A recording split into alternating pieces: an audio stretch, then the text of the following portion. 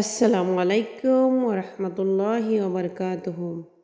প্রিয় দিনী ভাই বোনেরা, সবাই কেমন আছেন? আশা করি সবাই ভালো আছেন। স্বামীর সাথে বনিবনা হচ্ছে না, সে রাগ করে তাকে কথা শুনে না। আসুন আজকে সেটার সমাধান নেই। আজকে আমি আপনাদের 3টি আমল শেখাবো, আর এই আমলগুলা করলে আল্লাহ স্বামীর মনের মধ্যে আপনার জন্য মহব্বত ঢেলে দিবেন। সুবহানাল্লাহ। ইনশাআল্লাহ ভিডিও স্কিপ করবেন না, পুরো ভিডিওটি মনোযোগ সহকারে দেখবেন এবং শুনবেন। তো প্রথমত হচ্ছে 5 ওয়াক্ত নামাজের পর দোয়া। প্রতি ফরজ নামাজের পর সেজদায় গিয়ে এই দোয়া করবেন। দোয়াটি হলো, প্রিয় দিনী ভাই ও বোনেরা, মনোযোগ সহকারে ভিডিওটি শুনবেন এবং বুঝবেন। প্রত্যেক ফরজ নামাজের পরে সেজদায় গিয়ে এই দোয়া করবেন, রব্বানা হাবলানা মিন আজওয়াজিনা ওয়া যুররিয়াতিনা কুররাতা আইনি ওয়াজআলনা লিল মুত্তাকিনা ইমামা। এই দোয়াটি প্রতি ফরজ নামাজের পর সেজদায় গিয়ে দোয়া করবেন। এই দোয়াটি হলো সূরা ফুরকানের ৭৪ নম্বর আয়াত। আশা করি বুঝতে পারছেন আপনারা সবাই।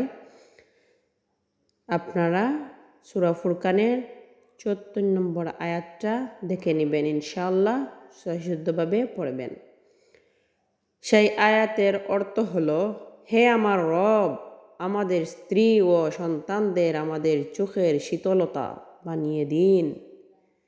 বিশ্বাসের সাথে 3 বার পরে মোনাজাতে স্বামীর নাম নিয়ে দোয়া করবেন, ইনশাআল্লাহ।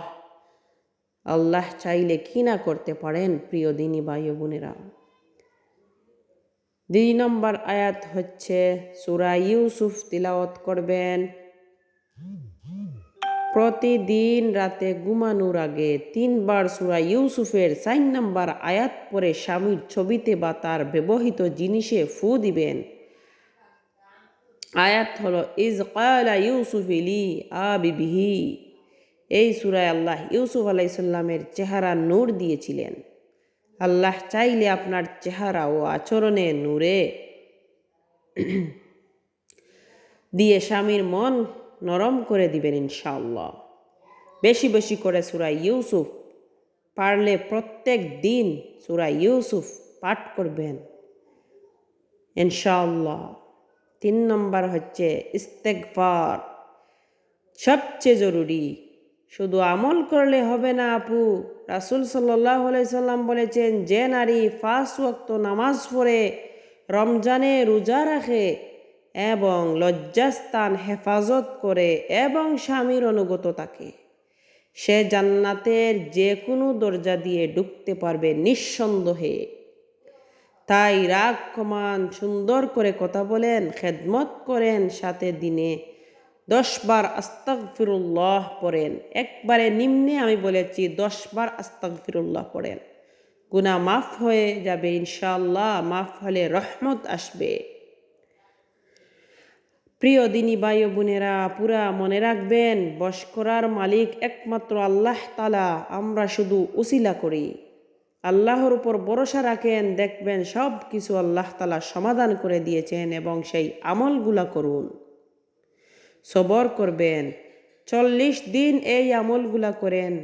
আর জাদু তাবিজ কবিরাজের কাছে যাবেন না, এটা শিরিক। আমি আবারও বলছি, কখনো কাউকে জাদু করে, তাবিজ করে, কবিরাজির কাছে গিয়ে কবিরাজি করে কখনো কাউকে বসে আনা যায় না। আর আনলেও সেটা শিরিক, আল্লাহর সাথে শরিক করা, এটা শিরিক। কখনো সেটা করবেন না পুরা, তাতে হিতে বিপরীত হতে পারে। তো আল্লাহ তাআলা আপনাদের সংসারে শান্তি দান করুন। সবাই মিলে বলি আমিন। কমেন্টে লিখেন আমিন। আর এরকম আমল পেতে চ্যানেল সাবস্ক্রাইব করে রাখুন।